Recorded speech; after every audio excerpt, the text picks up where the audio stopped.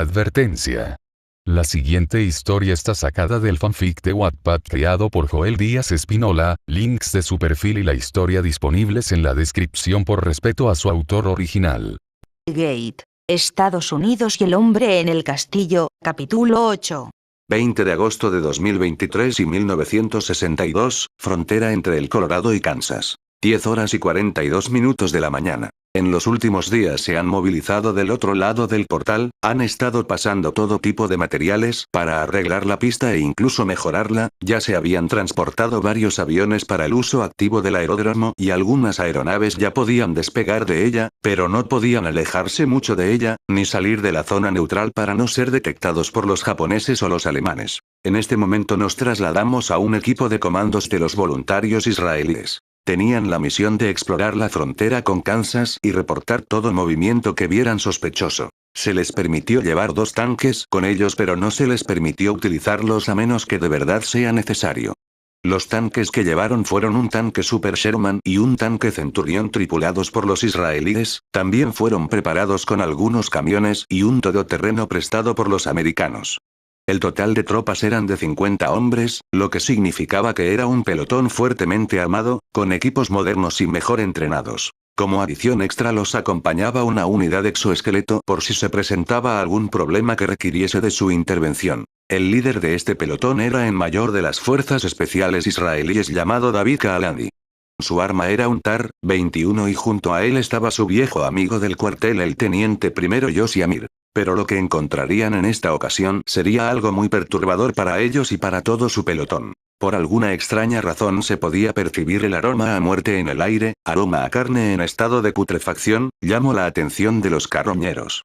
En el cielo, una bandada de buitres volaban dando vueltas alrededor de lo que fuera que sea eso que estuviera muerto. El mayor David Kaalani era un hombre precavido, pero esto le dio un muy mal presentimiento, así que envió a 2 de sus hombres, el sargento Benny Michelson y el sargento Aim Dannon, para que averiguaran qué era el origen de aquel nauseabundo olor. Aim y Benny se armaron y se dirigieron al origen de donde provenía aquel terrible olor. El terrible aroma provocó que sintieran náuseas. Para buscar el origen la tuvieron fácil, solo debían seguir a las aves hasta donde se encontraba el cadáver de lo que sea que estuviese muerto. Benny: ahora me arrepiento el no haber traído máscara, dijo quejándose. Aim: y me lo dices a mí. Puedo olerlo incluso con el pañuelo cubriéndome. El aroma era tan fuerte que ni colocando un pañuelo sobre el hocico eran capaces de evitar el aroma. Finalmente llegaron al origen del aroma, pero lo que encontraron los dejó impactados. Benny tomó su radio y comunicó lo que acababan de encontrar. Benny: mayor, aquí el sargento Michelson, encontramos la fuente de aroma. David: ¿qué es? David ya tenía una idea de qué es lo que debía de tratarse. Benny: es una fosa común. El mayor David ya lo sabía, recordó las historias de su abuelo en donde le decía cómo fue vivir en el Holocausto y todo lo que tuvieron que pasar. Muchos judíos perecieron en los campos de concentración haciendo trabajos forzados o ejecutados en los campos de exterminio.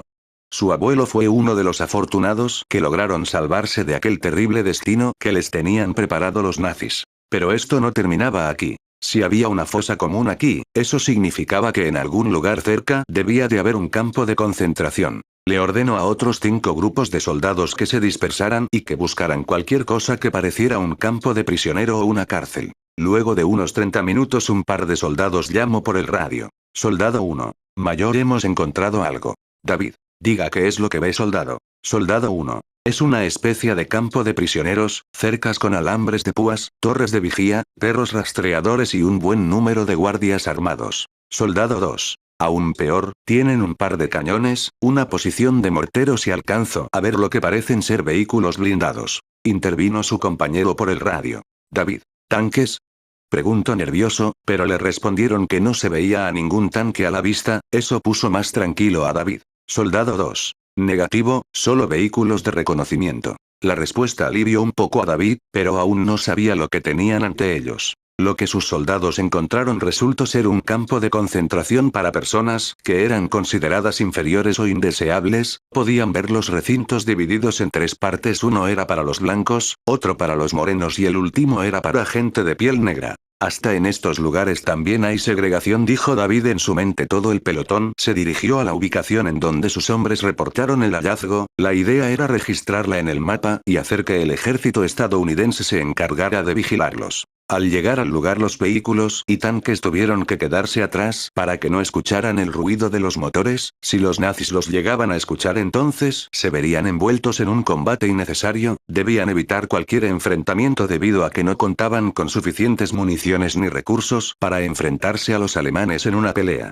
David se acercó y empezó a tomar fotografías del lugar. Junto a él se movieron Josh Amir y otros 2 soldados. Desde la distancia, uno de sus mejores hombres, Yair Nafs, y su mejor francotirador, les daría fuego de cobertura desde un árbol a la distancia. Desde su ubicación, Yair podía ver todo el lugar. Contó alrededor de 100 soldados, 6 torres de vigilancia con tiradores, 5 blindados de infantería, 2 tipos de carros blindados, un Leichter Panzerspauwagen y 2 Schwerer Panzerspauwagen. Posiblemente debían de haber alrededor de 400 o 500 personas retenidas en este campo de concentración. Cada detalle que Yair veía era informado a su comandante, o sea, el mayor David Kaalani. De repente notó a un grupo de soldados con los típicos uniformes grises alemanes llevando a un grupo de personas entre hombres, mujeres y niños a unos camiones. Las personas eran una mezcla de hombres blancos y negros, los cuales a quienes los forzaron a subir a los camiones. Luego de que todos subieran los camiones, arrancaron y se dirigieron a uno de los portones, deteniéndose para que los guardias hiciesen su trabajo de inspección antes de dejarlos pasar.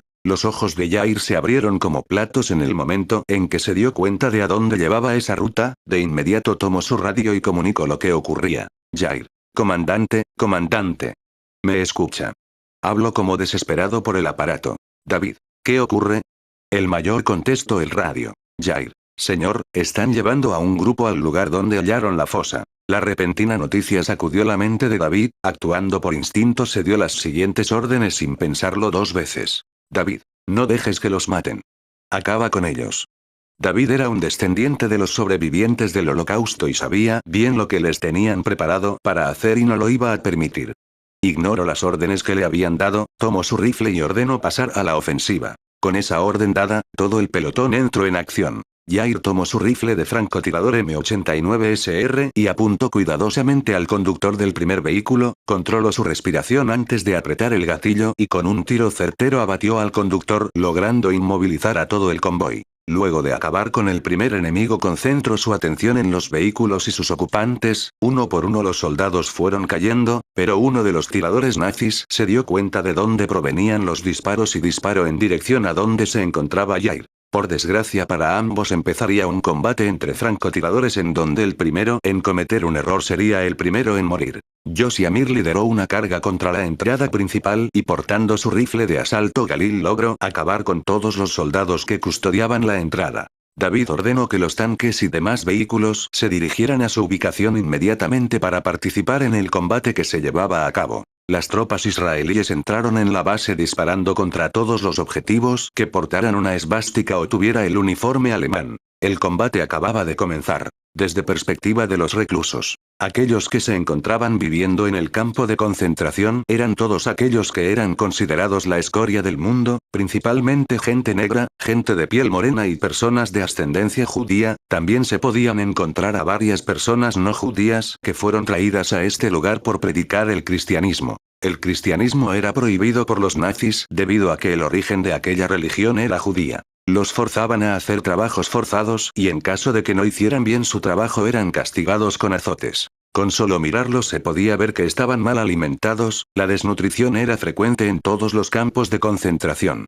Los internos no eran más que piel y huesos. La vista era una visión exactamente igual que las fotografías que mostraron la inhumanidad del Tercer Reich durante la Segunda Guerra Mundial. Las personas eran castradas para que no pudieran ser capaces de dar a luz un hijo jamás. A casi todos se lo hacían sin la aplicación de anestesia. En muchas ocasiones las personas morían de hambre y cuando ya no eran útiles para seguir trabajando los mataban. Otras ocasiones los mataban siguiendo el plan de la solución final que seguía en pie incluso después de haber terminado la guerra.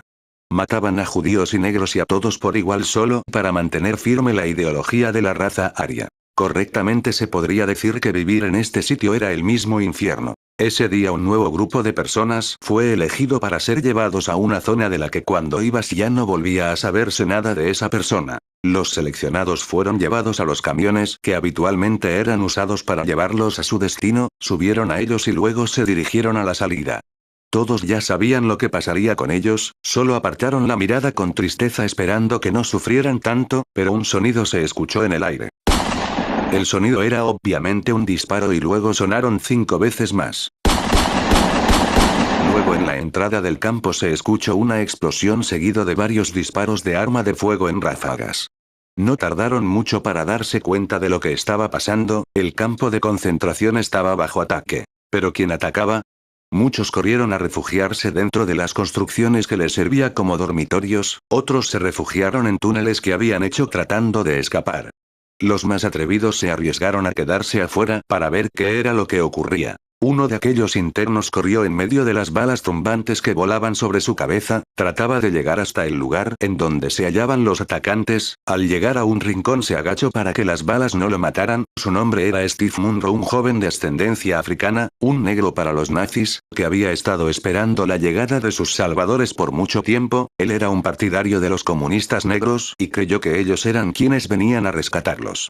Pero al ver a sus salvadores se llevó una sorpresa, eran personas de piel clara pero ligeramente bronceada, fue entonces que notó un símbolo en sus hombros que reconoció bien, la estrella judía. Steve era consciente de varias ramas rebeldes y grupos revolucionarios por todo el país, pero no tenía conocimiento de que los judíos también se hubieran levantado en armas para luchar contra los nazis. Los soldados del campo entraron en alerta máxima y se dirigieron a toda prisa a interceptar el ataque, algunos soldados cayeron muertos cerca de Steve, aprovechando la oportunidad se arrastró hasta uno de los cuerpos para tomar el arma, en el momento en que tocó el arma un soldado nazi lo detuvo. Soldado nazi. No te muevas negro. Pero el soldado nazi fue derribado por otro hombre, se trataba del sargento Benny Michelson apuñalando al nazi con su bayoneta y luego matándolo a tiros con su rifle de asalto Galil. Benny miró a Steve e hizo un gesto para que entendiera que estaban del mismo bando. Steve tomó el arma que era un STG-44 alemán y algunas otras armas tiradas en el suelo dejadas por los nazis muertos, 2 subfusiles MP5, un rifle G3 y un Gewehr 43, luego se dirigió al túnel en donde se refugiaban sus compañeros y les entregó las armas, e inmediatamente les contó que los judíos crearon su propia arteria rebelde y que estaban atacando el campo de concentración para liberarlos. La noticia impactó a todos, tan rápidamente como se los dijo, salieron con las armas en mano y se unieron a la pelea a favor de los israelíes. Los judíos que vieron a estos hombres que portaban la estrella de David se quedaron sin palabras, no esperaban que un grupo de judíos fueran los responsables de su rescate. Uno de estos misteriosos hombres que portaban la estrella judía en el hombro entró en el dormitorio, todos se asustaron por un momento, pero este no les hizo nada. Soldado 3. No salgan hasta que todo termine y quédense pegados al suelo para evitar las balas. Luego de hablar se marchó, pero se quedaron con la boca abierta de la sorpresa. Aquel hombre les acababa de hablar no en inglés, español o alemán, les habló en hebreo, una lengua que fue prohibido por el régimen nazi. Todos hicieron caso de lo que ese salvador les dijo y se quedaron pegados en el suelo para protegerse de las balas. Los presos de piel morena no tardaron en reaccionar, estos no iban a esconderse teniendo esta oportunidad de escapar. Tomaron palos, rastrillos y cualquier cosa que tuvieran a la mano para usar como arma, muchos fueron acribillados por los disparos de las armas nazis, pero en el momento en que lograban reducir a uno tomaban su arma y la usaban en su contra. Al igual que los anteriores se sorprendieron de ver que los que llegaron para rescatarlos eran judíos, pero las armas que portaban no se parecía a nada que hayan visto en sus vidas. Aún así se unieron a la batalla apoyando a sus salvadores. De regreso con las fuerzas israelíes luego de un largo trayecto los tanques israelíes por fin lograron llegar, los dos comandantes eran los siguientes. Avigdor Kalani era un tanquista y comandante de tanque en el Super Sherman y Zbigniew Greenwald quien era el comandante del tanque Centurión. Los nazis reconocieron al primer tanque como un M4 Sherman modificado, pero no fueron capaces de identificar al segundo, el modelo era desconocido para ellos. Para ese momento los nazis trataban de poner en marcha sus vehículos blindados. El tanque Centurión dirigió el fuego de sus ametralladoras contra las torres de vigilancia, mientras el Super Sherman dispara su arma principal contra lo que identificaron como el edificio de comunicaciones. Fue entonces que llegaron los dos Schwerer Panzerspauwagen para dar pelea a los tanques israelíes. Ambas unidades dispararon contra los tanques israelíes. El disparo dirigido contra el Super Sherman falló y pasó rozando su casco delantero. El disparo dirigido al tanque Centurión logró dar en el blanco, pero el proyectil rebotó en el blindaje y no hubo efecto alguno sobre él. Las torretas de los dos tanques empezaron a girar en dirección a los blindados alemanes. Comandante nazi. Imposible, los disparos rebotaron, dijo el comandante del vehículo líder. Artillero nazi. Comandante, nos están apuntando. El artillero dijo en pánico. Comandante nazi. Sácanos de aquí.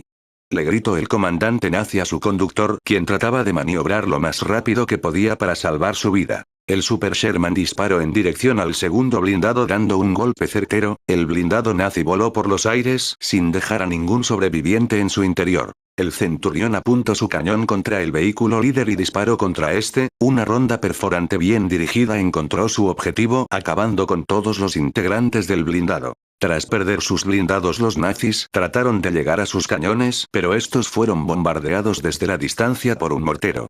Los israelíes trajeron consigo algunas cosas que podían ser de utilidad en caso de que se encontraran con algún carro de combate, tanque o posición de artillería. El mortero israelí disparaba en dirección de todo lo que pudiera representar una amenaza para las unidades de infantería o para los reclusos. Un nido de ametralladora se encontraba disparando contra los reclusos que trataban de huir o ponerse a salvo, cuando se escuchó el característico silbido de un proyectil de mortero cayendo.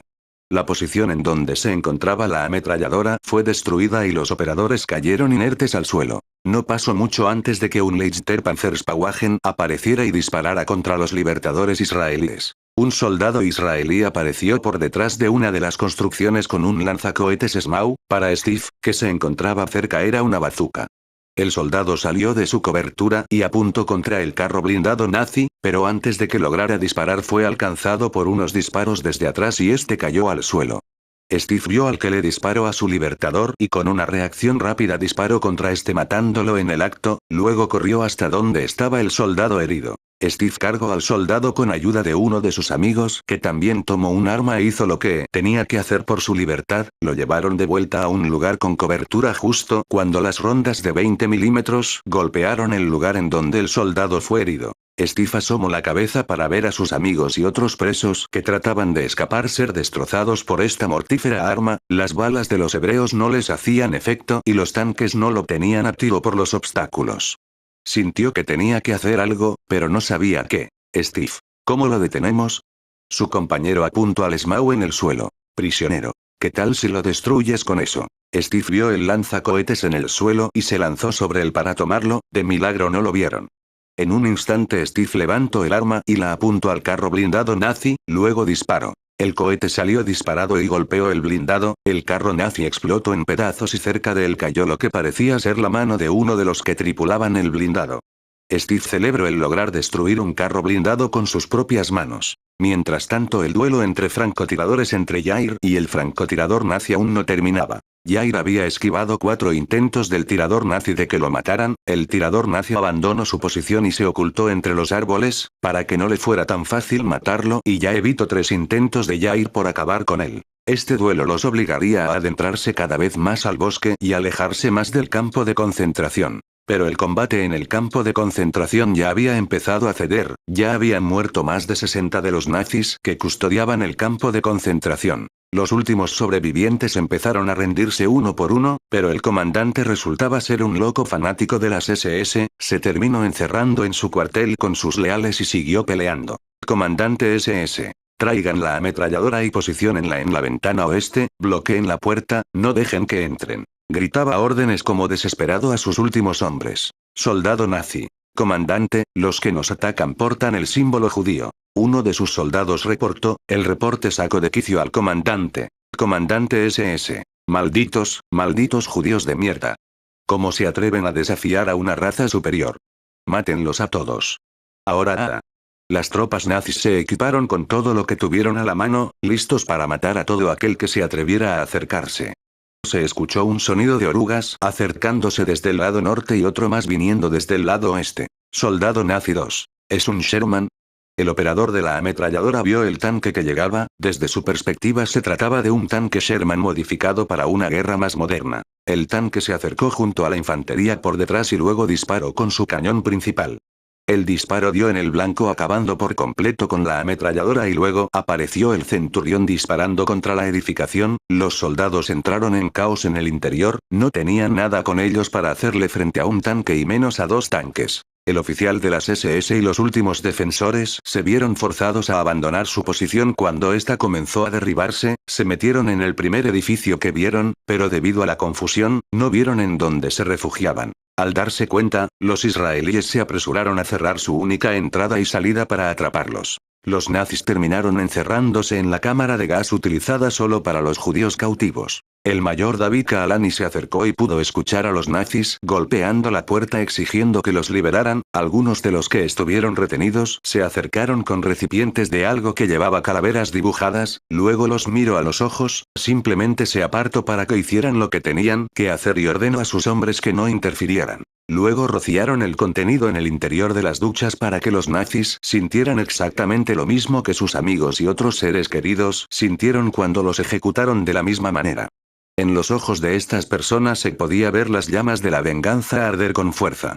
Se escucharon golpes y gritos de agonía provenir del interior de la cámara de gases, eran sus carceleros que siempre disfrutaron hacerles esto a sus víctimas y ahora eran ellos quienes probaban un poco de su propia medicina. No tardó mucho para que la cámara quedara en silencio y los golpes cesaran, todos en el interior habían muerto, incluyendo el comandante. A los que se rindieron los formaron en fila y luego fueron ejecutados por los presos afroamericanos o negros para ellos, los presos no tuvieron compasión con sus captores, con ni uno solo. Los israelíes se encargaron de ayudar a todos los que alguna vez estuvieron cautivos, estos estaban tan desnutridos que no podían comer alimento sólido, pero sí fueron capaces de beber jugo y eso sí que les ayudó a aguantar hasta que llegaran a la base para que les dieran mejor atención. David al igual que sus subordinados no dejarían que nadie quedase atrás, tomaron los camiones, los semiorugas, los todoterreno para llevar a todas las personas.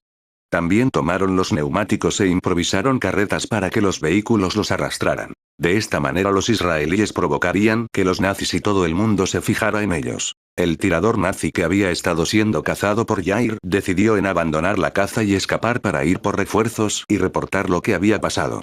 Se convertiría en el único sobreviviente de la batalla y gracias a que escapó logró alertar a los superiores en New York de lo que pasaba en la zona neutral. Se corrió la voz de lo ocurrido y los rumores de que una facción rebelde compuesta por judíos había aparecido en la zona neutral de América se corrió como la pólvora.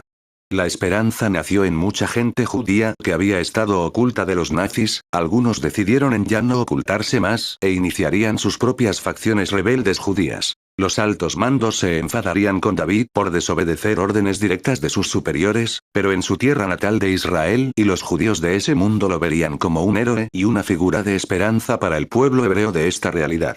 Aquí termina el capítulo del día, esperen al siguiente video para disfrutar de esta versión narrada de la historia, nos vemos.